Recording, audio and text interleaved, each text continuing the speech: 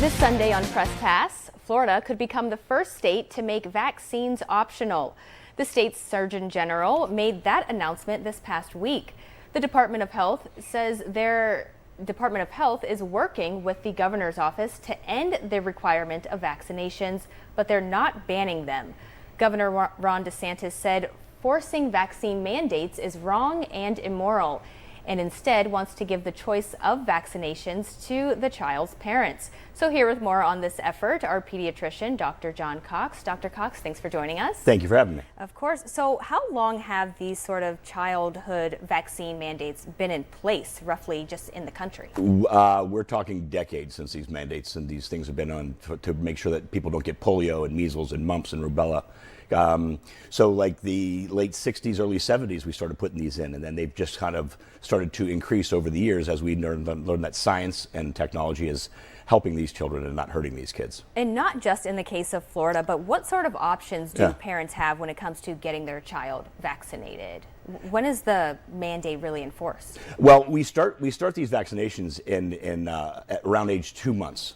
You do get a hepatitis in the hospital when they're born, and then 2, 4, and 6 months, and then our yearly shot. So these school shots are boosters to prevent these things so your body can build up immunity to protect the children, and not just the children themselves, but other children. This is a public health thing.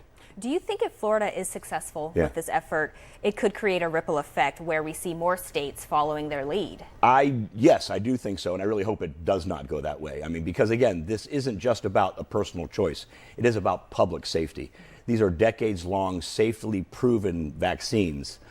We have now started to see vaccine decreases, and as soon as that vaccine decreases, we're seeing increases in all these childhood illnesses that we have eradicated. Yeah, so is there a risk that illnesses that had once been eradicated could make a strong comeback that we've never 1,000%. It's already happening.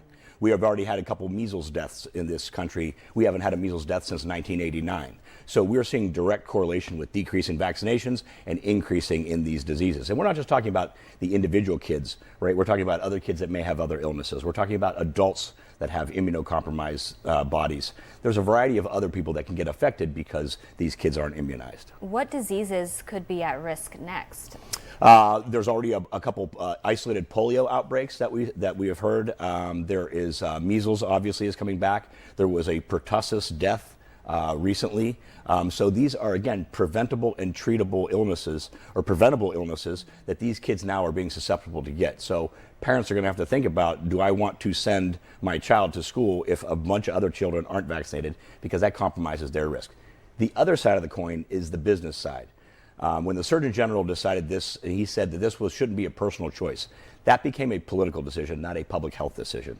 And what that means also is if they decline those, then insurance companies can secondarily say, well, then we're not going to cover them, which then puts all the poor kids and all the people who need vaccines and kids that need these things will not be able to get access to them. So the ripple effect could be devastating, I think. So, of course, you're a pediatrician. What are you hearing from parents regarding vaccinations? Confusion. Which in my office, I try to run a no freak out zone. I don't want anybody, moms and dads are already having enough time trying to figure out how to keep their kids safe. They don't need confusion. I don't want them to be confused. There's too much mixed messaging going on. There's too much tremendous amount of false information that's being thrown out. I'm hearing things that 20 years ago was debunked that people are saying now is new information. I'm like, no, we knew this 20 years ago was not a good deal. So trust the people that know what they're doing. And as pediatricians, this is our job. We give the most amount of vaccines of any other primary care because we see the bulk of the children. So the American Academy for 70, 80 years has been studying these vaccines. Science has proven these things to be safe. There are some outcomes that aren't great, but the bigger risk and reward, there's way much more reward than there is risk. Do you have any other advice for parents who are confused or who are on the cusp of saying, hey, I don't want my child to be vaccinated? Yes, I would say you all were vaccinated at one point, most of you. Trust your pediatricians. First rule of medicine is do no harm. And that is exactly what we're trying to do. And when you do get sick from something that's preventable, you're going to come to me to try to fix you. And I want to be able to fix those people. Yeah, you know, at the same time, this past week, Secretary of Health RFK Jr. was on Capitol Hill facing a lot of questions about vaccines and personnel changes at the CDC. Yes. Where does it seem like we're heading with all of this? More chaos and more confusion, because he replaced a scientific panel of physicians and scientists with a bunch of people who are anti-vaxxers or people who do not believe that these things are safe. So the American Academy of Pediatrics has stopped using the CDC recommendation and just said, we recommend these things to be good. So again, it creates confusion when you used to be able to rely on certain things. Those things are now, that information coming from those institutions may not be honest and true. Are we at risk of upending years of vaccine policy and research? Yeah, I mean, right now there's been a halt on a lot of the messenger RNA vaccinations. I mean, there's a messenger RNA vaccine that was out there maybe for pancreatic cancer. These are new technologies. Back in the day, in the early 50s, if you go to any cemetery, there's a lot of gravestones with little kids on them. And since the 50s and 60s and 70s, there's way less, and there's a reason for that, and that's vaccines. All right, Dr. John Cox, always informative. Thank you so much. Thank you. All righty, WFMJ Weekend Today. We'll be right back with more local news.